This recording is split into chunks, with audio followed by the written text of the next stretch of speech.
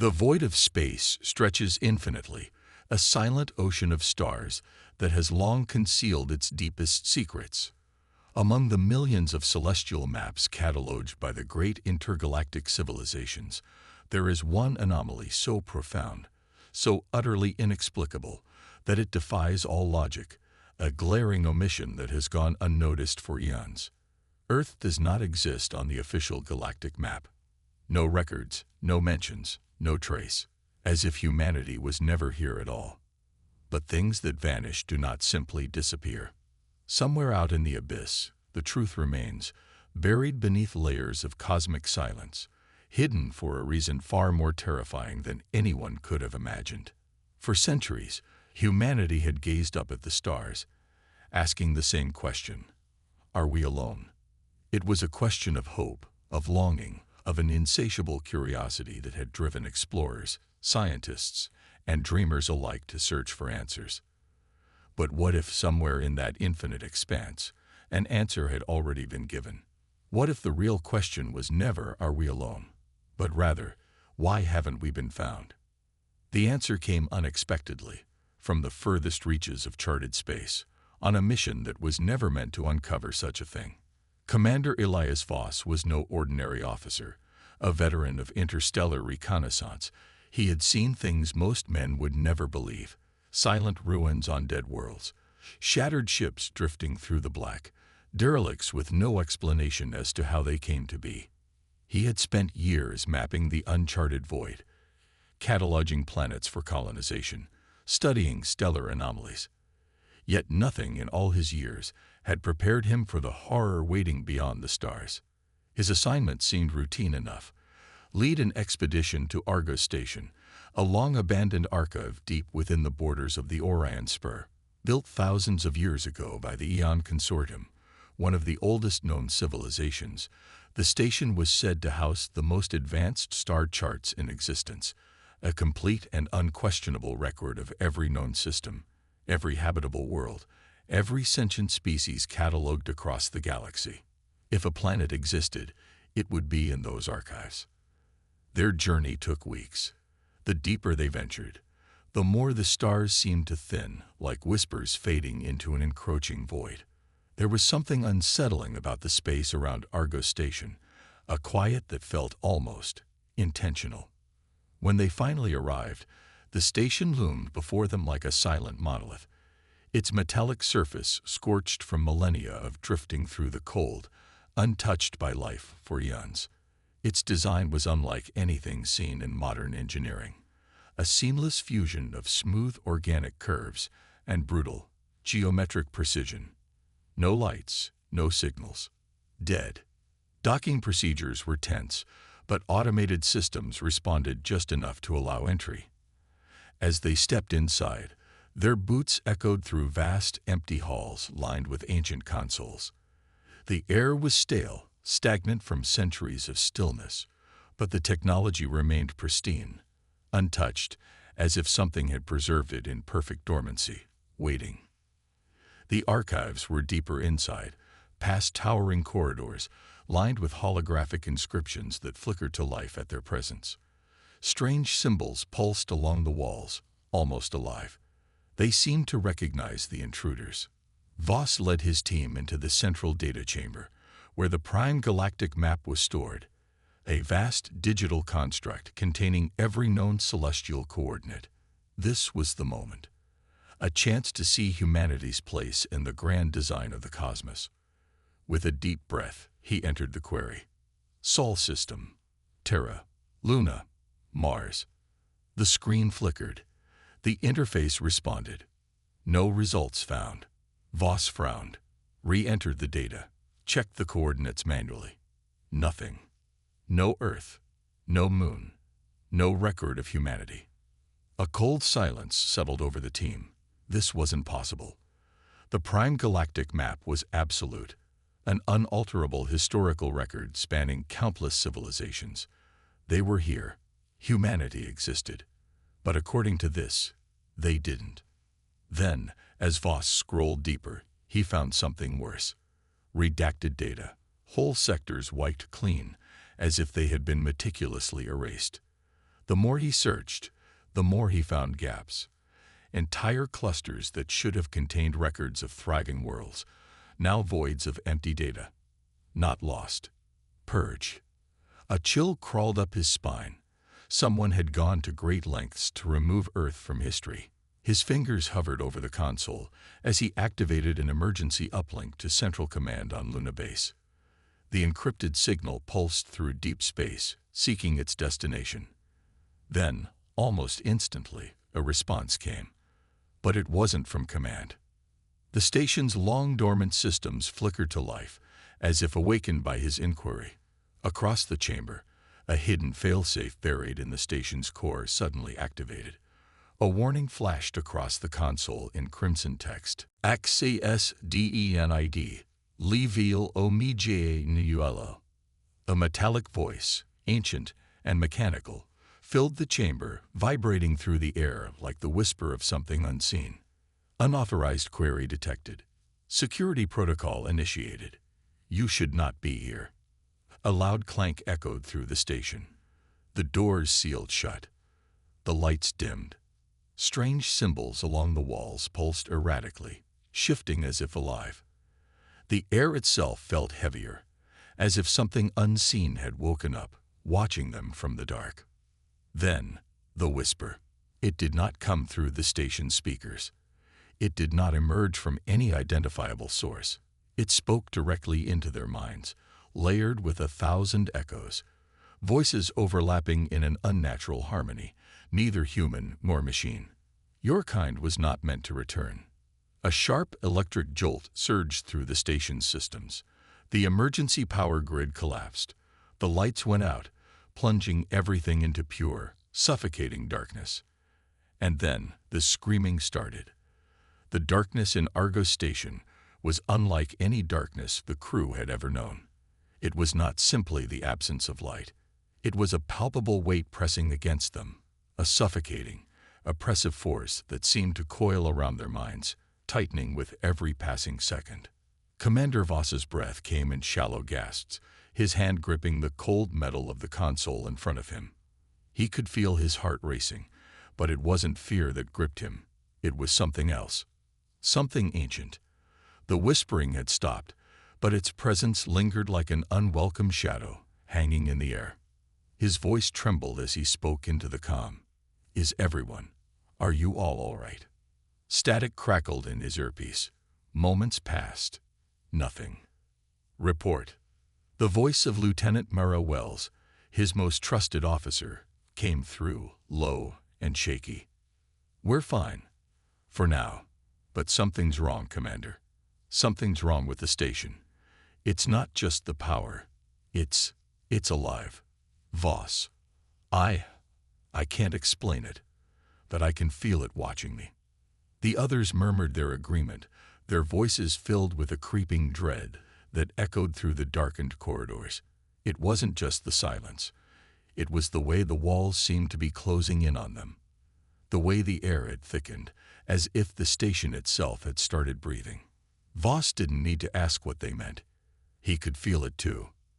They had to leave, but the station wasn't going to let them. The emergency power grid sputtered back to life, flickering on in uneven intervals. The dim red glow of emergency lights illuminated their faces, casting long, jagged shadows across the room.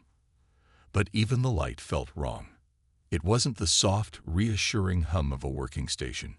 It was sharp, alien, as if the very light itself had become tainted by whatever had spoken to them. Voss turned to the console, trying to re-establish contact with the Orion Initiative. His fingers flew across the interface, but every command he entered met with failure. The station's systems had been locked down, not by anything mechanical, but by something far more insidious. He pulled up the security protocols, scanning through layers of encrypted data. The codes were complex, built by the ancient minds of the Eon Consortium, far beyond the capabilities of any human technology.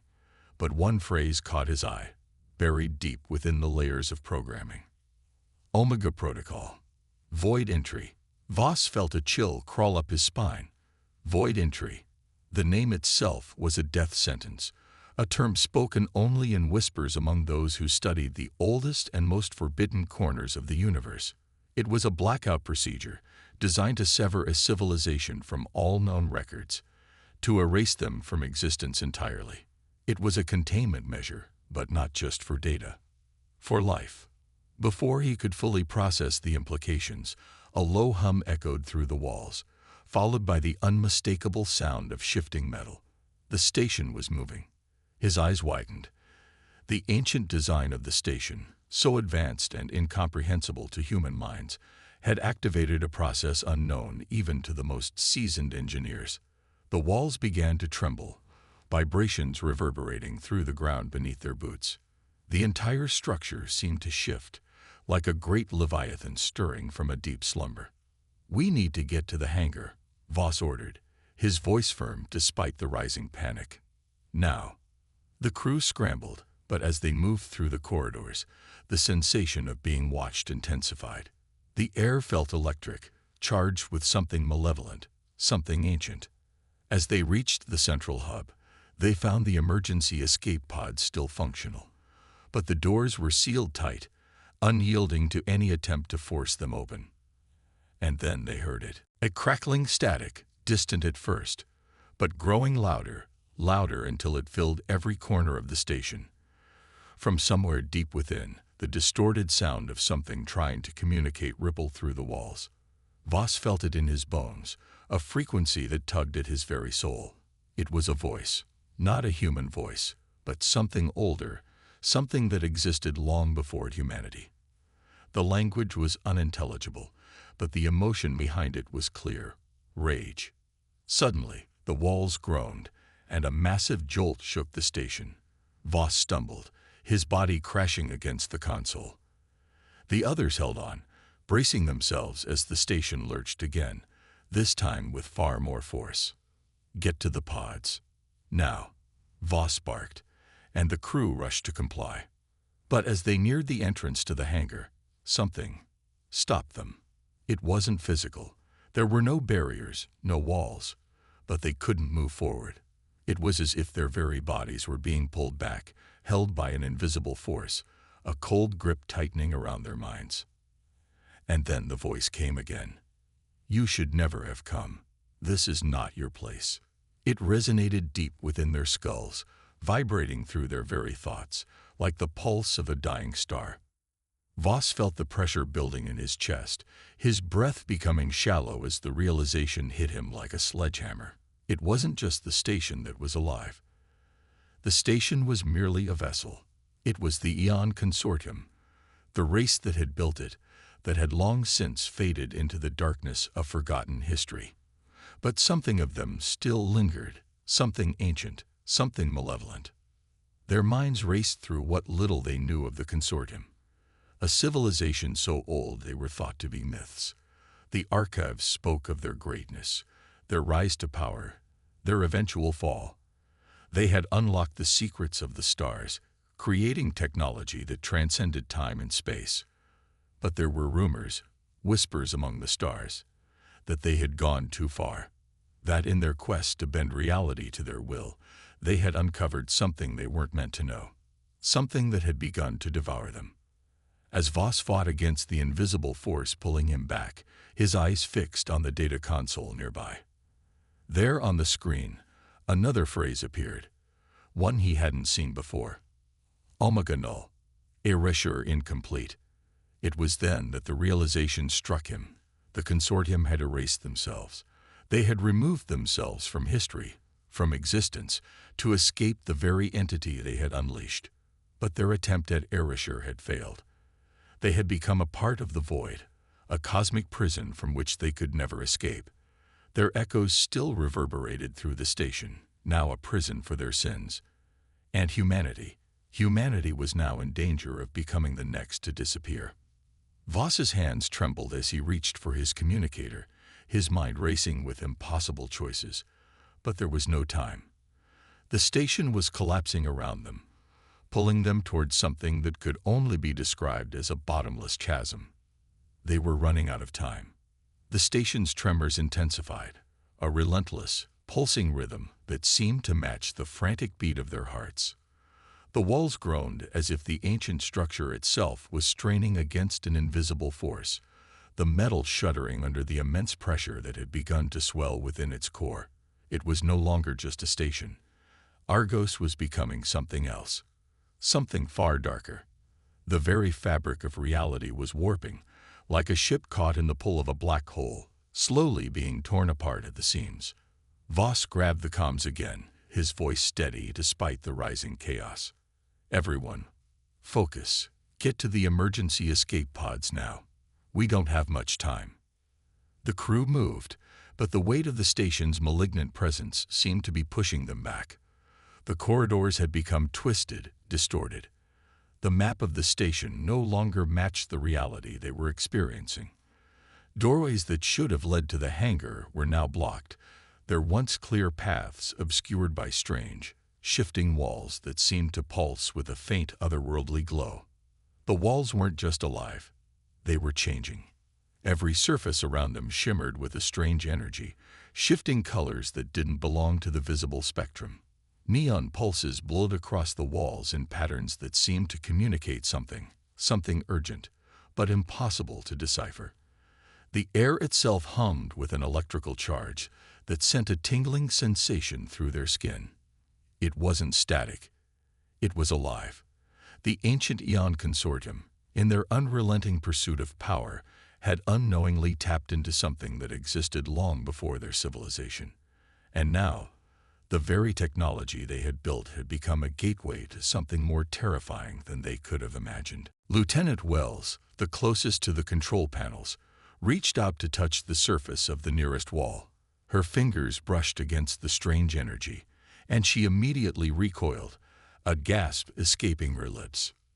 It's like it's reading us," she murmured, her voice laced with disbelief. "I felt it, like it knew what I was thinking." Voss moved toward her, his face a mask of determination, but the fear in his eyes was undeniable. He reached out, placing a hand on her shoulder. "Don't let it in," he said firmly, though the words themselves felt hollow in the oppressive atmosphere that surrounded them. The crew moved forward, pressing toward the heart of the station. They had to reach the escape pods. There was no other choice. But with every step, the corridors seemed to stretch further ahead, twisting into impossible angles, as if they were being guided somewhere. The geometry of space itself had begun to distort, reality folding in on itself. "It's not just a station anymore," Voss muttered, more to himself than anyone else. "It's a prison of memory, of time, of existence itself." The Eon Consortium had done something no species should ever attempt. They had touched the void. And in doing so, they had opened a tear in the very fabric of the universe, a wound that no one should have dared to explore. The team reached the central hub.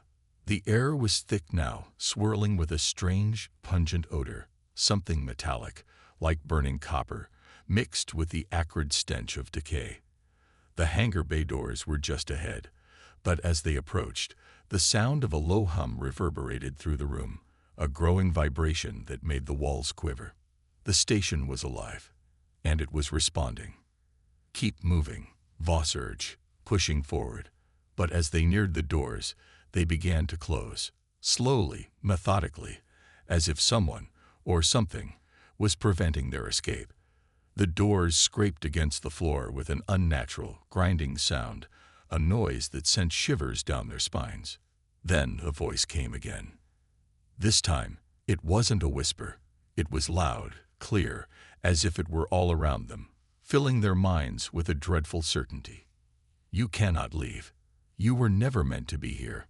The voice was not human, not even close. It wasn't mechanical, either. It was as if the very fabric of reality itself had spoken, the universe itself reaching out with a voice that could not be understood by the living. There was a grief in the tone, an endless sorrow that could not be fathomed. The crew froze. The doors had stopped their descent but remained shut, an impenetrable barrier now. The air grew heavier, colder, as if time itself was slowing down. Voss, Lieutenant Wells' voice trembled. "We need to leave. Now. This place. It's not just abandoned. It's alive." Voss turned to face the crew, his mind racing. The horror of their situation was beginning to fully dawn on him. It wasn't just the station they needed to escape, it was what had been left behind. The Eon Consortium had attempted to erase themselves from history, from existence, in a desperate bid to escape what they had unleashed. But they had failed. Instead of erasing themselves, they had bound themselves to this place, this station, this prison, trapped in a never-ending loop of erasure, forever seeking oblivion. And now, humanity had been marked. The station had become a living entity, aware of their presence, aware of their thoughts. It was hunting them, not physically, but by manipulating their perceptions, their very understanding of reality. "We need to get out." Now Voss repeated, his voice low but resolute. "The escape pods are our only option. Everyone, get to the pods now." They ran. The corridors twisted in impossible ways, the station folding inward like a trap closing around them. The walls pulsed with eerie light, and for a moment, Voss could have sworn he saw faces, thousands of them, all twisted in agony, flickering across the walls. It was as if the station itself was feeding on their fear, on their panic. The moment they stepped closer to the exit, the closer they came to becoming part of it. Finally, they reached the hangar, the escape pods within sight. But the doors were no longer locked. Instead, they opened on their own. Something was waiting inside. Voss hesitated. His heart pounded in his chest. The pull to escape was overwhelming, but in the back of his mind, the truth gnawed at him.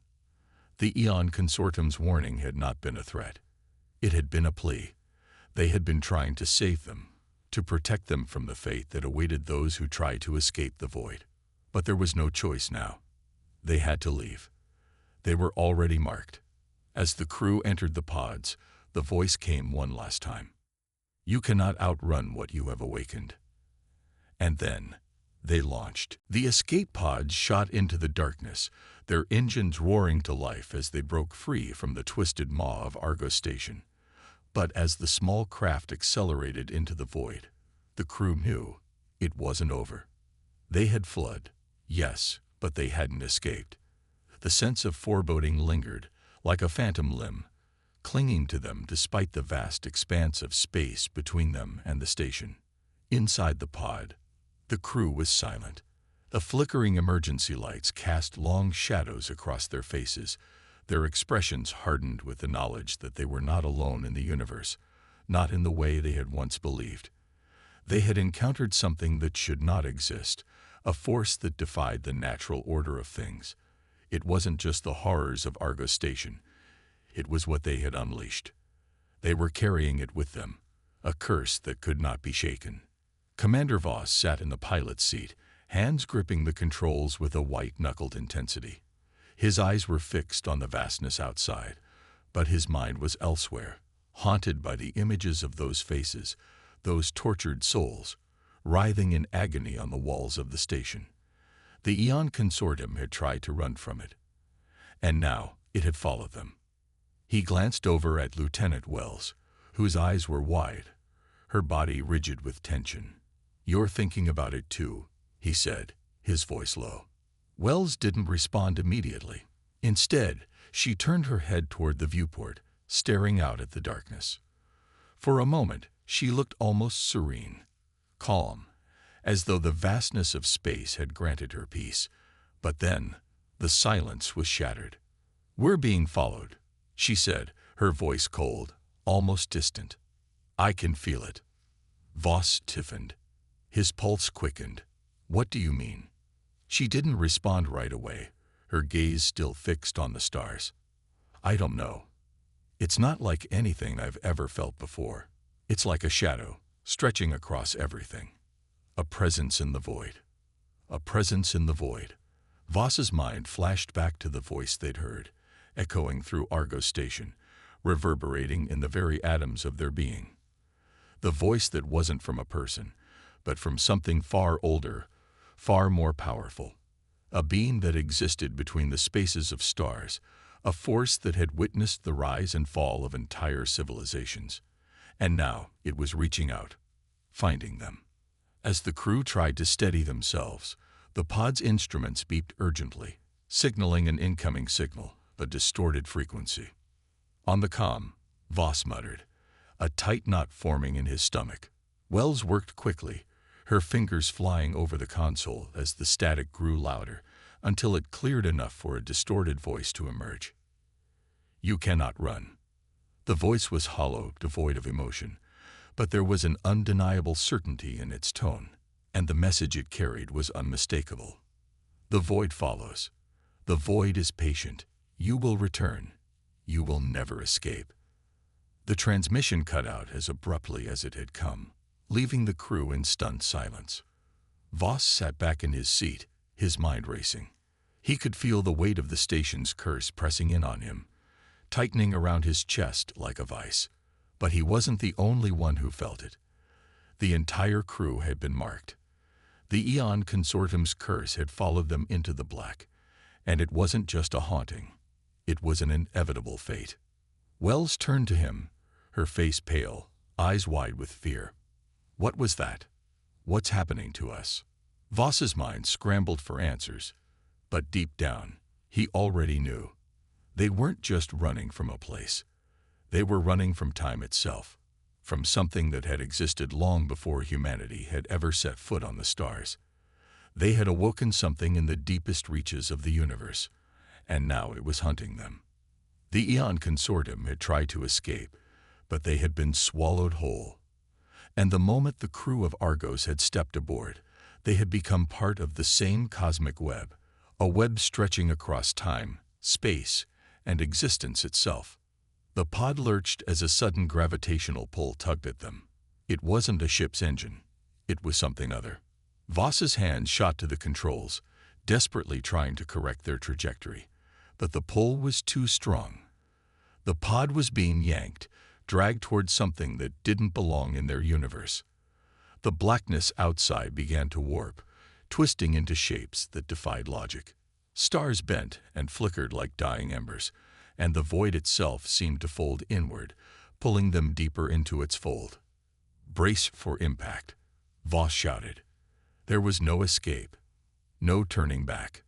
The fabric of space-time itself was unraveling around them, the laws of physics giving way to something far darker, far older. The air inside the pod began to distort, the very molecules in the atmosphere vibrating with an unnatural hum. It felt as though reality was tearing apart, as if their very existence was being stretched beyond comprehension. And then, in a single violent motion, the pod was pulled into the tear. The stars disappeared, swallowed by an endless, impenetrable darkness. It wasn't a void. It was worse than that. It was a place where time didn't exist, where space wasn't real. The crew's screams were silenced as they were thrust into the unknown, where the laws of the universe no longer held sway. They weren't just lost in space. They were lost in time itself, caught in a rift between worlds that defied all understanding. The moment they crossed the threshold, they ceased to be part of their universe. They were outside of it, trapped in an endless loop of suffering, locked away in the dark corners of the cosmos. In the blink of an eye, the crew was no longer in their pod. They were scattered, dispersed, across an expanse of nothingness. Time bent, reality twisted, and the only constant was the terrifying, omnipresent voice that echoed in their minds. "You are now part of the void. You are nothing." And then, as if to confirm this new reality, the stars that had once been familiar to them, stars they had once known, began to disappear. They flickered out, one by one, swallowed by the endless black. They had crossed into a place where nothing could survive, not even time, not even the stars. And worse still, the Eon Consortium had been right. There was no escape. They were not just trapped in a rift in space. They were caught in the nothingness between. And as the cold weight of this truth settled in, Voss realized, with an icy chill gripping his heart, They had been erased. In the nothingness between the stars, the crew was adrift, no longer tethered to time or space, but instead trapped in a place where the concepts of past, present, and future no longer applied. They floated in an oppressive, suffocating void, their senses overwhelmed by the constant hum of the unknown, a vibration deep within their very bones that seemed to echo through the fabric of their souls. There was no direction, no up or down, just a relentless, all-consuming darkness. Voss blinked, his eyes still adjusting to the absence of light, his mind struggling to comprehend what had happened. The familiar hum of the pod's engines had stopped, replaced by an eerie silence that stretched on for eternity. They had crossed into a dimension that wasn't bound by the laws of their universe. Space had broken down. Time had shattered. What remained was an impenetrable, formless abyss, something ancient and incomprehensible. There was no way to gauge how much time had passed. Seconds, minutes, hours, it didn't matter. Time had become irrelevant. There was only the cold, endless black, and the strange sensation of being watched. They were no longer alone. Something was there with them, something that existed beyond the limits of human understanding. It could feel them, sense their presence, as though they had become part of the very fabric of this place. Voss. Wells' voice was soft, barely audible over the oppressive silence, but it cut through the void like a whisper from the abyss. Where are we? What happened to the pod? What is this place? Her words were shaky, her hands gripping the edges of the seat as she stared out into the darkness. Voss could see the strain in her eyes, the terror slowly creeping across her face. But he didn't have an answer. He didn't have anything. "We're," Voss started, but his voice faltered, as though even speaking was an affront to the silence around them. "We're lost, in between places. We?" He paused, his thoughts colliding with the unthinkable reality around him. "We shouldn't be here. This place, it shouldn't exist." Wells slowly turned to him, her eyes wide, searching his face for some kind of certainty, but there was nothing there. Nothing at all. "We're outside."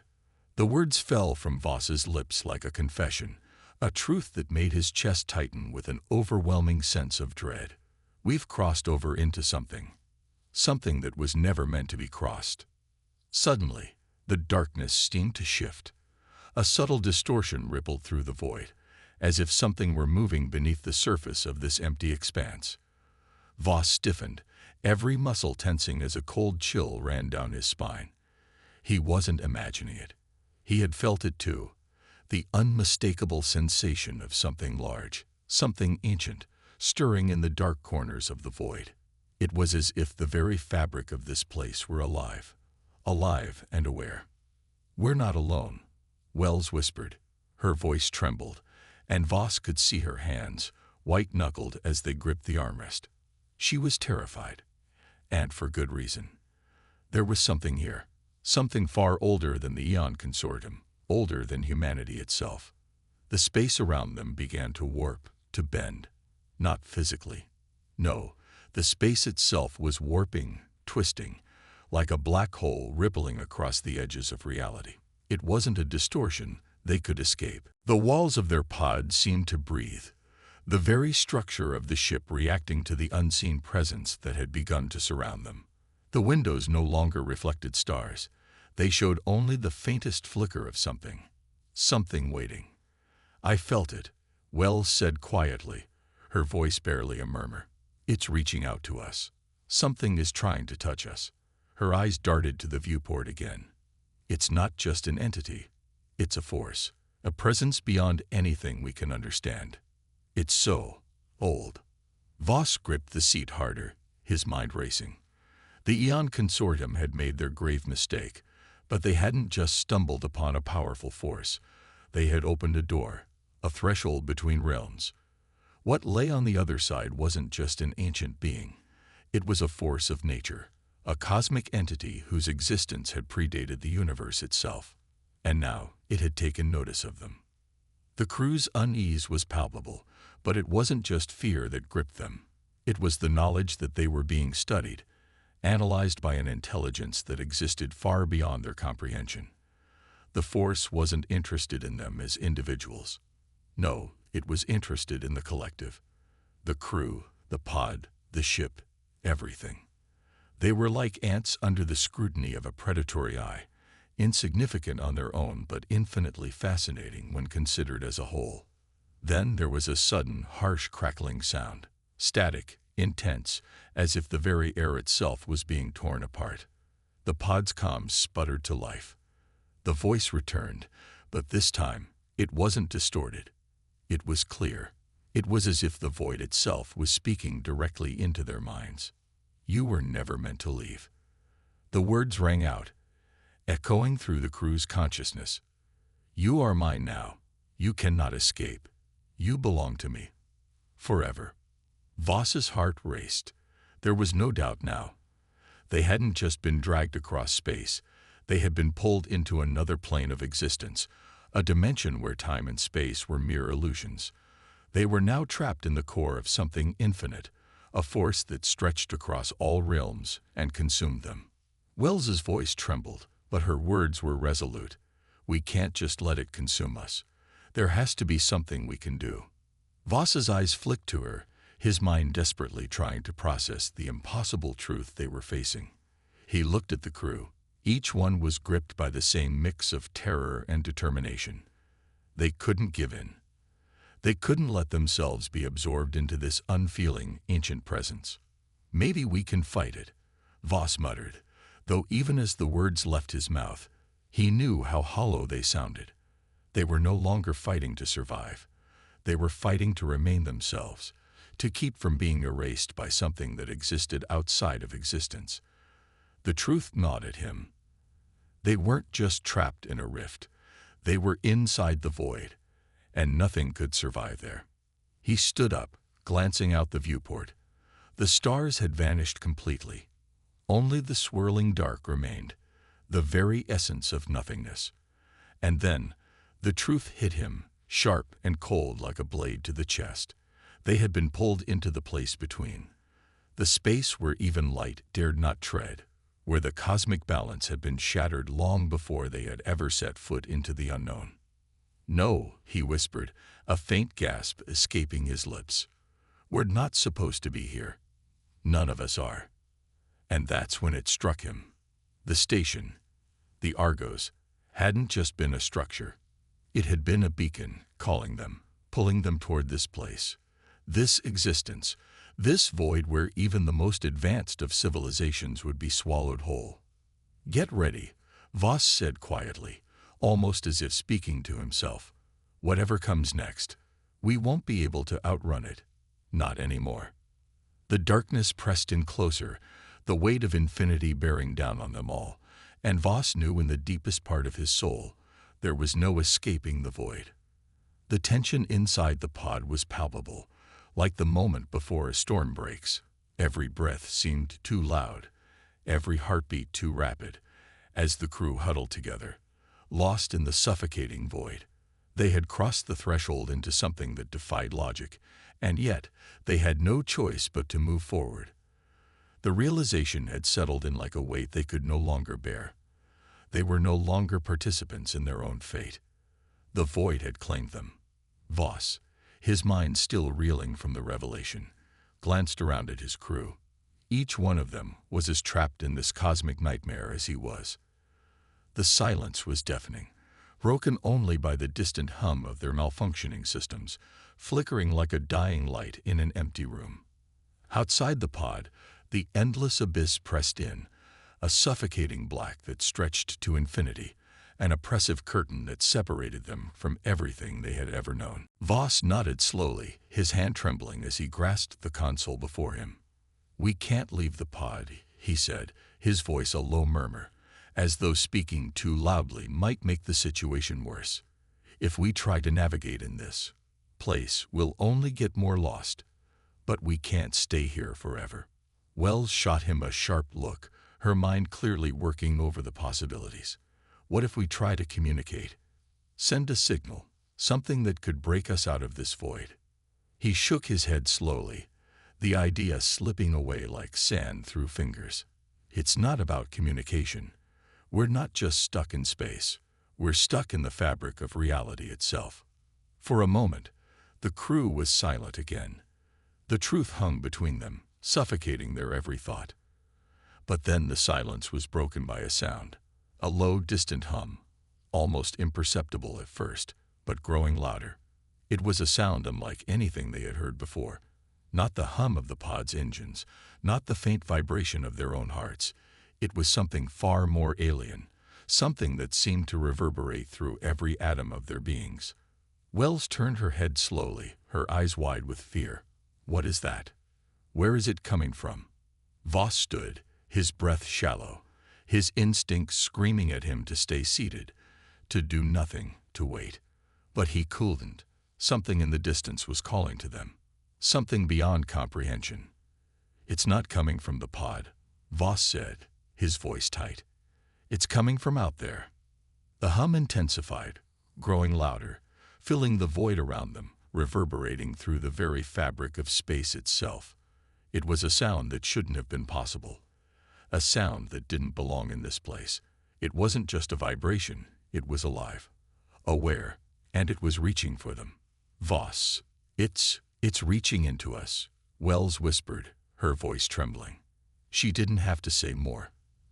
They all felt it, an unnatural pressure, like something was pressing into their minds, pushing its way into their very thoughts. It wasn't just an alien intelligence. It was something far older, something that had seen the birth of stars, the collapse of galaxies, the death of universes, and it had found them. They were nothing more than playthings to it, insignificant in the grand scale of time and space. But the creature, or whatever it was, found them fascinating. It was watching them, pulling at the very edges of their consciousness, trying to tear apart the fabric of their minds. Get away from it. Wells suddenly screamed, stumbling backwards, but it was too late. The pressure in the pod increased, the hum turning into a sound of pure static that grated against their ears, making their heads ache. Voss tried to move, to get a grip on the situation, but his body refused to respond. It was as if the air around him had become thick, like he was wading through tar, the weight of it dragging him down into the abyss. The darkness outside the pod began to shift, the empty space beginning to fold in on itself. It was subtle at first, a mere flicker in the blackness. But soon, it became clear. The void was not empty. Something was moving within it, something large, something ancient. It was stretching toward them, its form unrecognizable, a mass of shifting, writhing shadows, a presence that had been lying in wait for eons. The crew was frozen, not by fear alone, but by a presence far more terrifying than anything they had encountered before. It wasn't just the alien force that had spoken to them. It was something even older.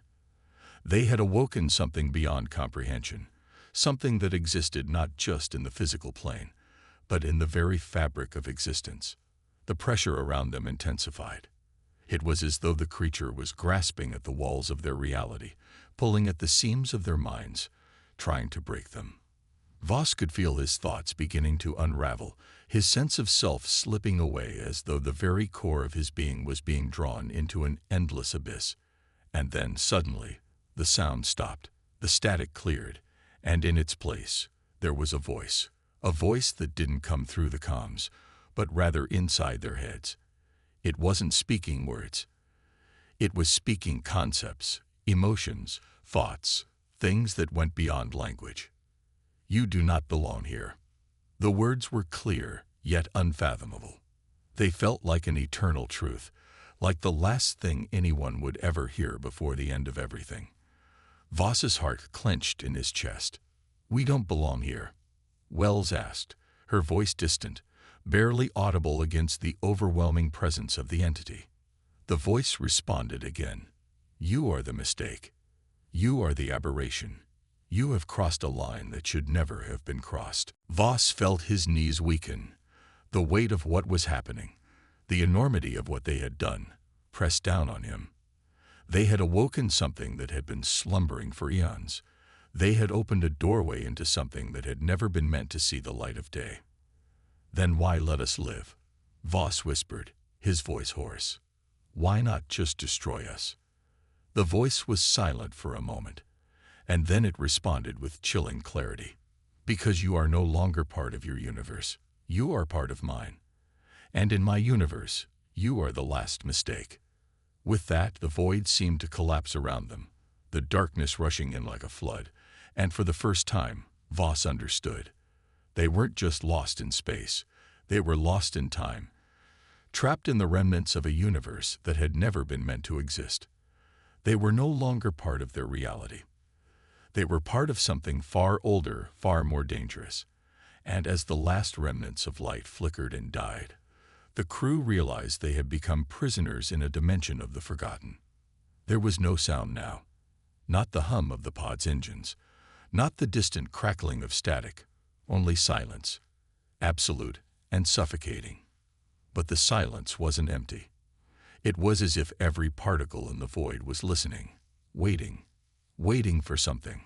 Voss could feel it, deep in his bones. The oppressive weight of being watched, of being studied by a force so ancient and incomprehensible that his very mind recoiled from it. The nothingness around them had become more than just dark space. It was alive and aware, a presence that stretched beyond time itself, bending and warping the very laws of nature. It was a living void, a consuming force that had been stretching across the eons, feeding on the errors, the imperfections, the mistakes in the cosmic order. And they, the crew of the Elysian, were the mistake. Voss's mind was reeling. They had crossed the threshold into oblivion. They weren't just lost in space. They weren't just outside the boundaries of the known universe. No, they had crossed into something far worse. They had crossed into the place between realities, the cracks that separated all things, the places that should never have been touched by mortal hands. The rules of their existence, of time and space, no longer applied. They were outside the laws of physics, outside the structure of the universe. They had stepped into a dimension that existed outside of everything they had ever known. And now, they were trapped in it. The walls of the pod, once familiar and comforting, were no longer solid.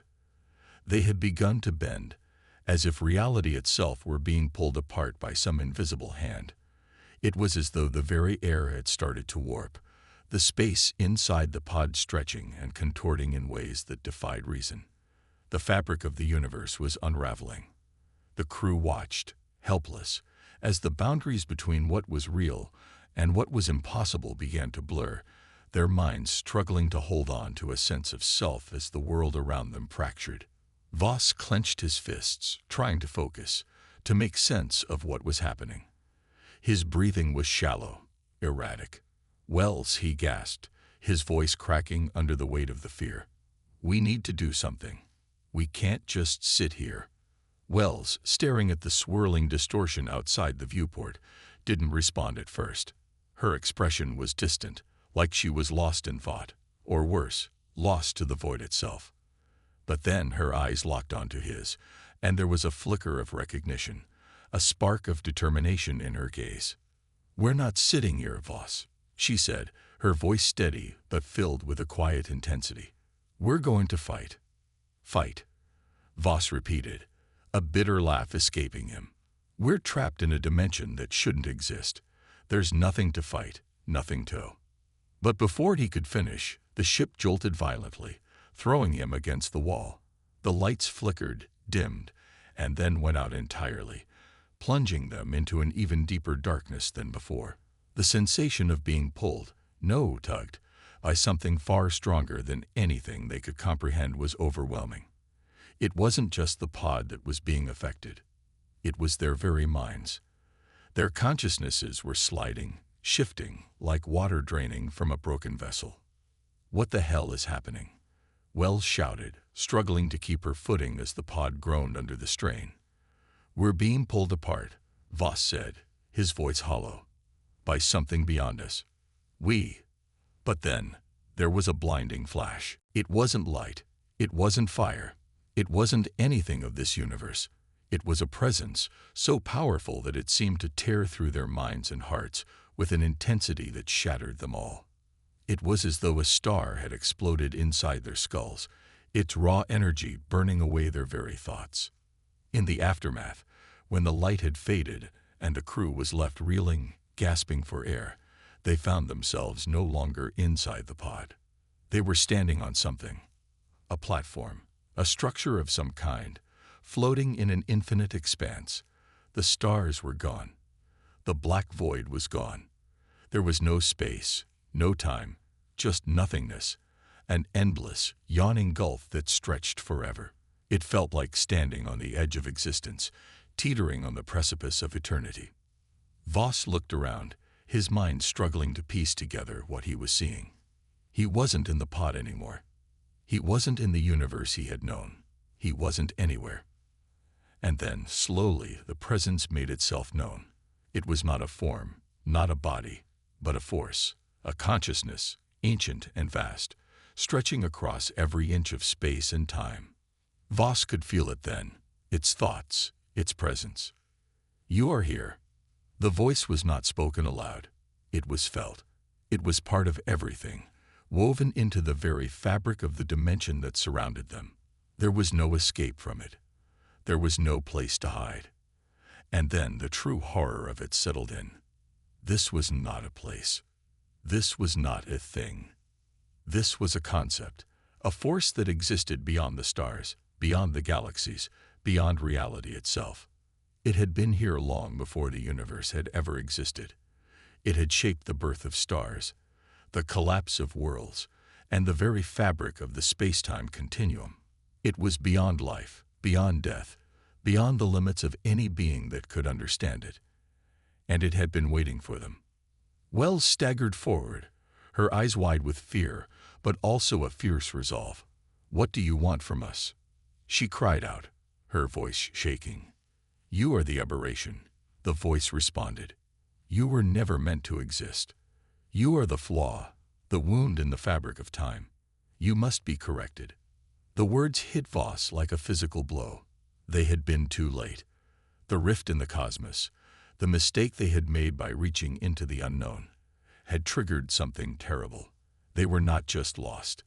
They were the cause of the rupture, the wound that had begun to bleed into the very heart of existence. In that moment, Voss understood. They were not the victims of the void. They were its catalyst. They had been drawn here because their very existence was a disruption, a mistake that had been waiting to be corrected by this force. And now there was no going back.